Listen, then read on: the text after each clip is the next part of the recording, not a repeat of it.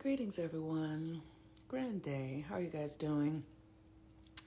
I am the Moon Mama, and I wanted to come in and share just some information about the post-shadow Mercury retrograde. When we have Mercury retrograde, we often only focus on the 3 weeks where Mercury is actually retrograde, and that is not the whole experience. The retrograde is a pre-shadow, which happens 3 weeks before the actual retrograde. And then there's the actual retrograde where Mercury has the illusion of going backwards. This time it's been from the 22nd degree to the 6th degree of Sagittarius. And then there is the post-shadow, which is where we are now. And Mercury is starting to give the appearance of going forward again. All of these legs are equally as important as the other, because if you want to fully formulate a new mindset, you must follow all 3 cycles, because it's like taking a cake out too early and beginning to eat it, and you cut into it and it's not done yet. So you really want to give yourself a full experience of this Mercury retrograde so that you can totally own the energy, so that it literally becomes a part of you, or it's always been a part of you, so that it becomes a part of yourself that you're conscious of, right? So Mercury retrograde and Sagittarius has been an energy inviting us to transform our faith. Now, faith is, when I was growing up, I really assigned faith to like religious things and believing in other people and believing in, sort of things that didn't seem to really have anything to do with me. But now that I've studied and I understand, faith is a function like sight, like breathing, like touch. Faith is as necessary and applicable to your experience as hearing and walking. You cannot function well without a strong, confident sense of faith in yourself and your connection to the divine, the invisible. It's necessary. And so that's why this Mercury retrograde in Sagittarius has been so valuable, because, hey, Jasiri, because it's almost as if, they said, okay, here's a time when the sun is going to be doing this and the moon is going to be doing this. You can totally reconstruct your body, and it's going to take 9 weeks, and you can totally heal this relationship, or you can totally change this thing in your life that you might not think that you could, and so that is what the retrograde is. It's literally an opportunity to transform something that maybe has been, needing attention, or not working in the way that you think that it should, or that you would like for it to. And so Mercury retrograde happens for you to come and give it a boost so that you can bring more energy to this particular area. And it happens to be Mercury retrograde in Sagittarius, which is about faith. And you need faith to function, especially now while everything is coming undone. I'm just I wasn't even really listening, just got online, and they're talking about some sort of pandemic here in California. And, they're talking about food shortages and all this. And this is why we need faith.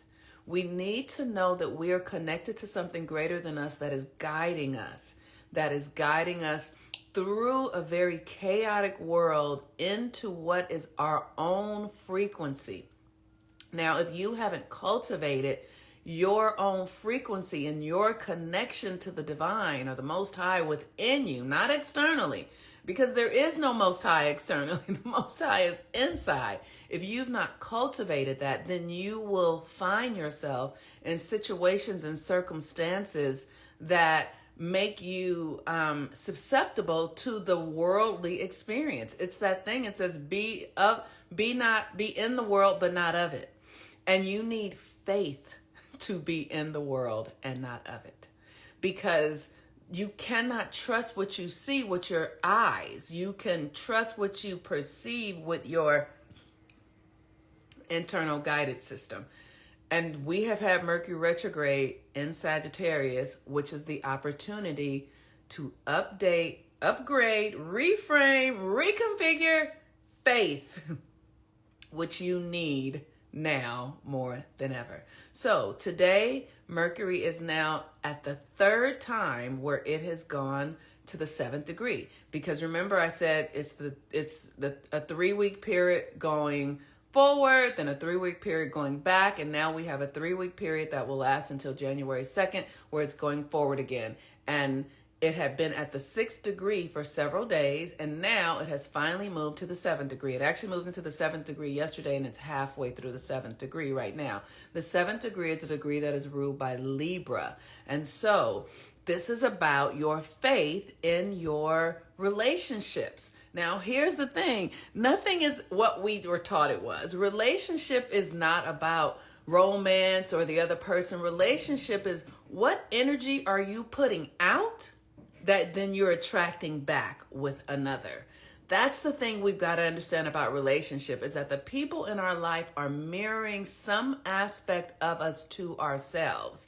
So when we talk about relationship, it's not about wanting one, or, you know, if you're in a good one or a bad one. It's about, do you understand that the people in your life reflect you to you? It's a mirror. So with the 7th degree, it's literally trusting the relationships that you're in, knowing that they're offering you something, they're teaching you something about yourself, about yourself. Now, sometimes, yes, and it's also about the relationship with money, because that's Libra and Venus. Sometimes, like, I have my lessons, everybody's lessons are different. And I have an interesting thing when it's almost as if people show up for me showing me how I don't value myself. That is what has been happening in the past. So, for instance, I remember when I got married. Soon after we got married, we had made these agreements, right? Like, we're going to do this together, and we're going to have this and this. And we were also very metaphysical. And when we got married, my partner changed their mind, totally changed their mind, didn't communicate it to me, but did not keep any of the agreements. And I stayed. I did that. I didn't value myself enough to stand for what I had agreed to. I stayed because I cared more about what people would think if I left than I cared about if I was fulfilling my potential and if we were actually living up to what we said we were going to do. I cared more about, oh, if I leave so soon, people are going to, you know, like whatever it was. It doesn't even matter what it was.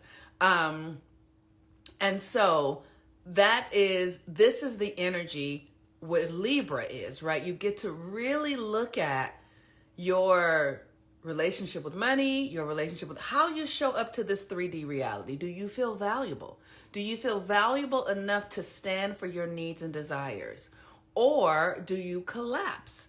Do you feel worthy? Do you feel deserving, right? And when you do feel deserving, you will attract others in your life who show up with that experience of deservingness. When you don't feel deserving, you will attract people in your life who devalue you because you are devaluing yourself. Remember, it's a mirror. It's never them. It's always what you're putting out that is coming back. And that is the trick of this relationship thing. So we are at the 7th degree today. Today will probably be the final degree at the 7th. And then we're going to go on to the 8th degree, which is a degree that is ruled by Scorpio.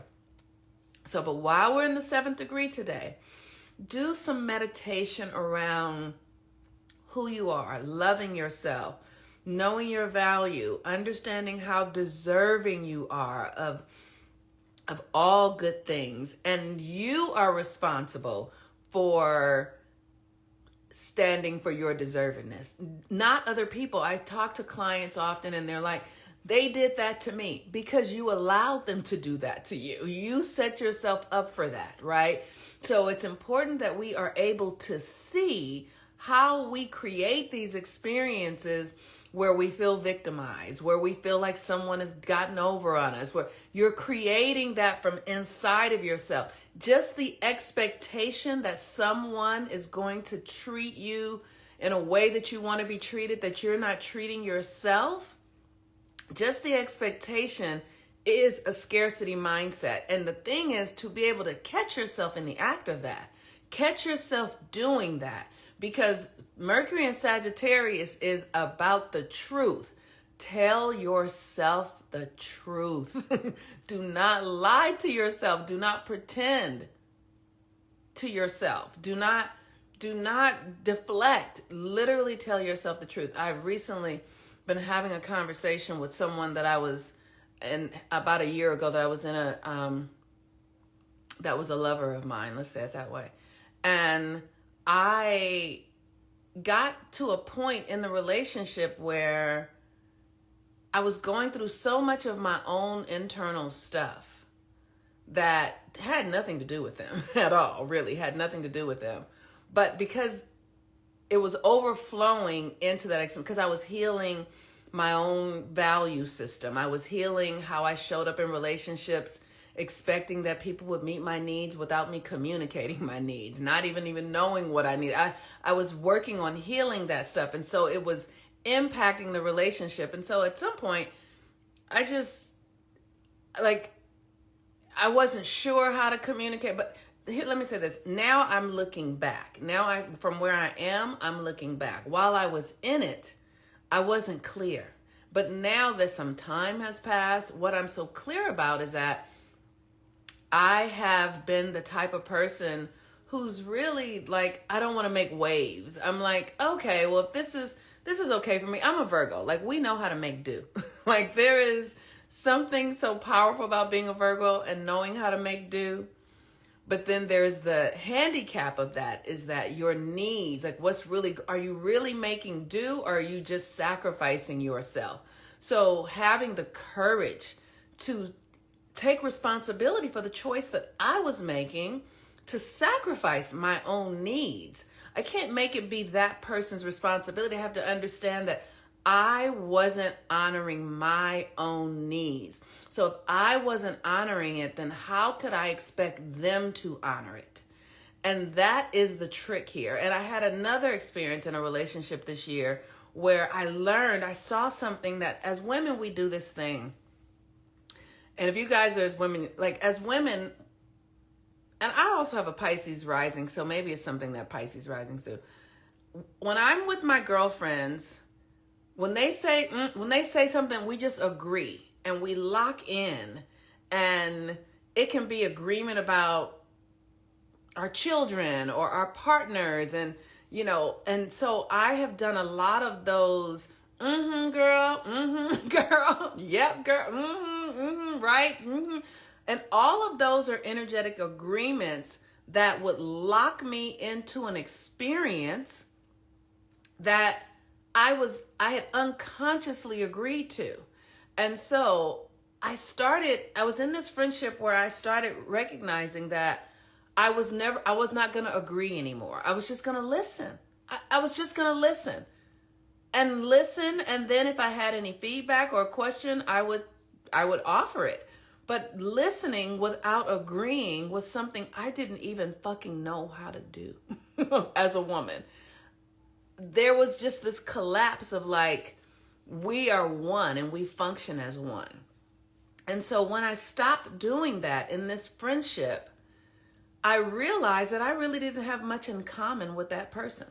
That there was something that I had created in this friendship that was not really about whether we were on the same page or on the same vibration. And when I stopped and started really listening, I realized that this person is not in alignment with me. I am not in alignment with them, and that as well. And so that relationship ended. So these are the ways. Look at your relationships. Look at the relationship you're having the most challenging time with right now. And ask yourself, what is it that you are doing? What is it that you are doing that is creating the experience? And remember, we're in the third leg of Mercury retrograde. So then you will need to make a choice, okay? You will need to make a choice. And that choice is about, should stem from your ability to have faith in yourself. So the choice that I made was, I am going to communicate my needs, even if they seem ridiculous, even if they seem far-fetched. I'm going to say what it is that I need.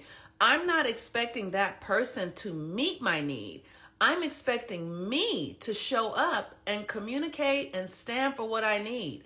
And if they don't meet it, that's fine. But now I've said it, and now I can meet it in other ways, because no one else is responsible for my needs getting met but me. But if I'm not communicating to myself and to the other what my needs are, I can't have any sort of feelings when they're not getting met, right? So this is the work. So then ask yourself, what choice are you willing to make? What choice? Because this Mercury is in Sagittarius. So Sagittarius is adventurous. Sagittarius is like, fuck it all. Like, I'm going to go for it, right? Sagittarius is enthusiastic. So then you get to make a choice and allow your enthusiasm and your joy and your passion to take an action in a new direction based upon you showing up in a new way for yourself, based upon you shoring up the relationship you're having with yourself, right? Let me tell y'all, I love this shit, y'all. This stuff is like, ooh, I just love it. This is like my jam. Dun, dun, dun, dun. I'm a Virgo for real, y'all. Like, I just love the nerdiest stuff.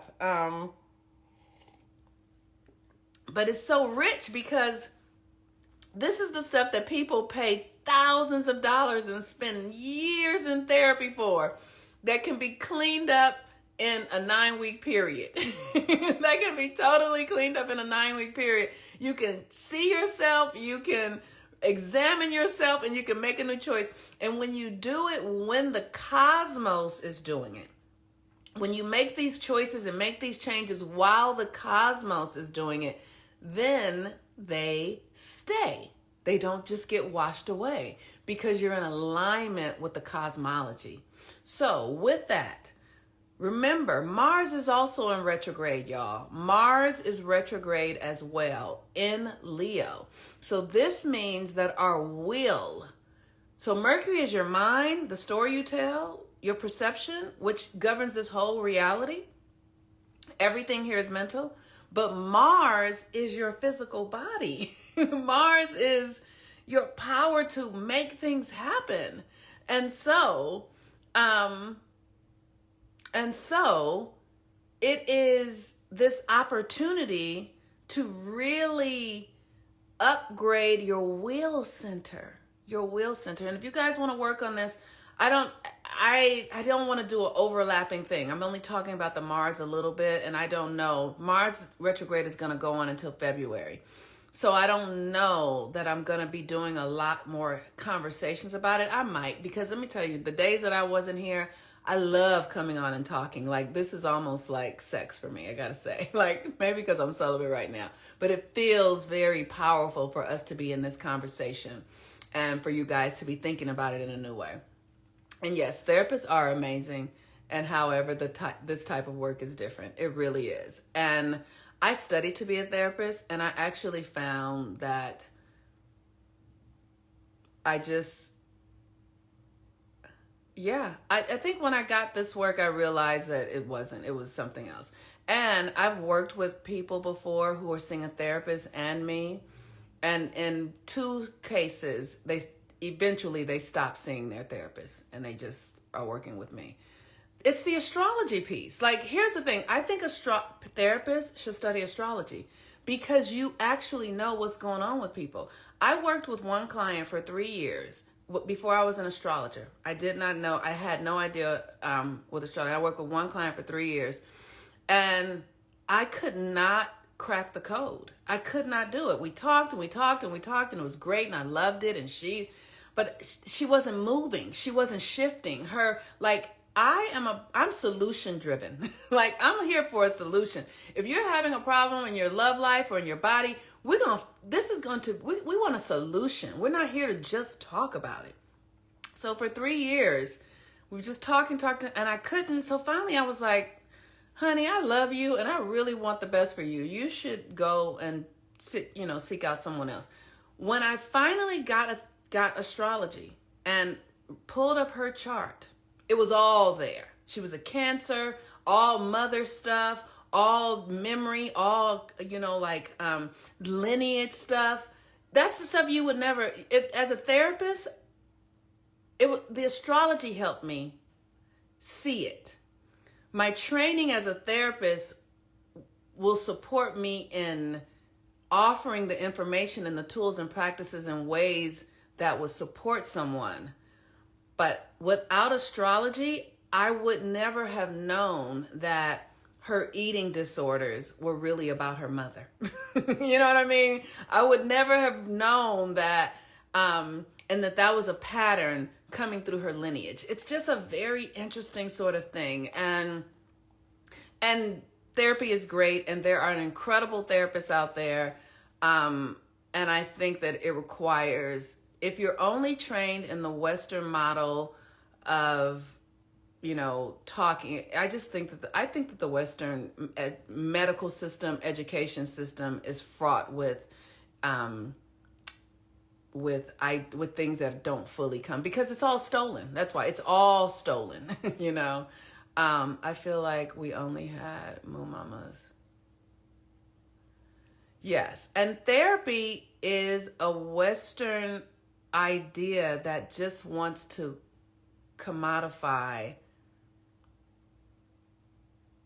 psychology and helping people. Like, it's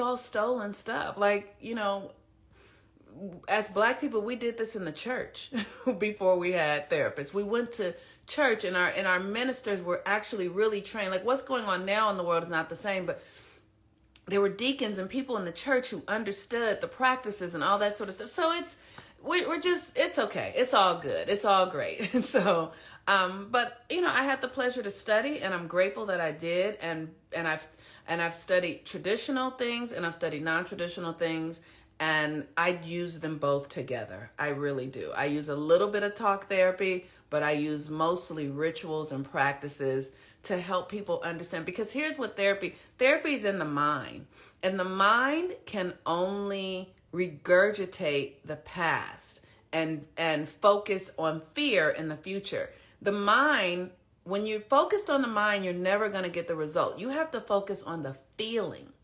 How did you feel when somebody cheated on you? How did you feel when you had that health thing? And therapy doesn't really offer that, because everything is stored in the body. So if you don't have the body piece, which is why you need the rituals, because you need to undo the subconscious programming. You need to release those subconscious patterns and you can't do that with talk therapy. You can't really free yourself from the behaviors with talk therapy. It just doesn't work, because it's all in the head. And the head is just going to be like, well, they did this and they said this and I thought this and this happened. And you can't heal anything at that level. Nothing gets healed from that level. Everything you just live in cycles at that level. So, okay. So remember that Mars is in retrograde because your will. And what is your will? Your will is your willpower. What are you doing with your willpower? Where are you putting your willpower? I've been really a lot of thinking and journaling. And when I started puberty at 13 or 12 or 13, all of my willpower was totally focused on the idea of getting a partner, because my sexuality because I had been sexually molested, let's say it that way. So because sex has such a powerful feeling in the body, it was something that I didn't understand how to manage as a child, because I was experiencing it. And so when puberty hit, I could not control it anymore. And it became something that just ran me. And so that was my willpower. Like my willpower was hijacked by our culture and sex and Christianity saying, don't do it. And, having a mother who was a prostitute, it created all of this deep confusion inside of me that had me like chasing a feeling, chasing an idea of romance. And that was where my willpower was going. And not until I was in my 40s was I able to witness myself enough, heal enough to be able to realize that, oh, it's almost like a entity that's dragging me along for an idea of sexual pleasure, which was mind blowing. And I had to do deep internal womb work. I released an entity that I used to always, as a child, as a young person, I would always say, I feel like something is inside of me. I would say it. I feel like something is inside of me. I feel like there's something in me, because my mother was a prostitute while she was pregnant with me. And I felt like something attached to me, and it was there for a long time, like years. And only in the last, maybe I felt it release me about 6 years when I really started doing the deep healing work. I felt myself be released from it. And I actually felt it leave my body, but I have done medicine ceremonies. I have sat with the Lakota tribe. I have sat with, women from India. I have sat in spaces to heal. And I have been able, gratefully and gracefully. And let me say, I've only been able to do this because I have a family who supports me, who really understands that I have needed to do this work in order to live on the planet. I could not continue here had I not done the work to heal. I would have needed to leave the planet. And I had an experience where I had a cyst in my breast. And I heard myself say, if you don't heal, you're going to create an illness to take you out of here. And so I got devoted to my healing work. I literally, and I wasn't afraid to leave. I just didn't want to leave on the terms of something that I didn't do was taking me out of here. Like, when I leave this planet, I want to leave because it's time, because I've completed my work. I didn't want to leave because some old pattern had eaten my life away and had eaten up my energy, and I couldn't get the best of it. So now I'm dealing with addiction, or I'm dealing with illnesses. Like, that's not how, I didn't want that. So I was like, okay, let me get serious. And so I got serious, and I have released entities, and it's just been like, I didn't even believe entities were real. Like, I was one of those Christians, because I used to be in the Christian church, and I used to be, when people would be like saying, I would just be like, that's not real. Like, in my mind, that's not real. But what I realize is that doubt is an entity. Fear is an entity. Like, confusion, jealousy, these are living entities.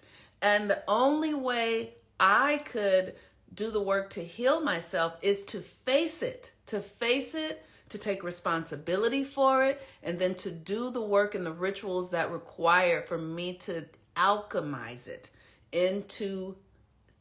alchemize that shadow into another frequency.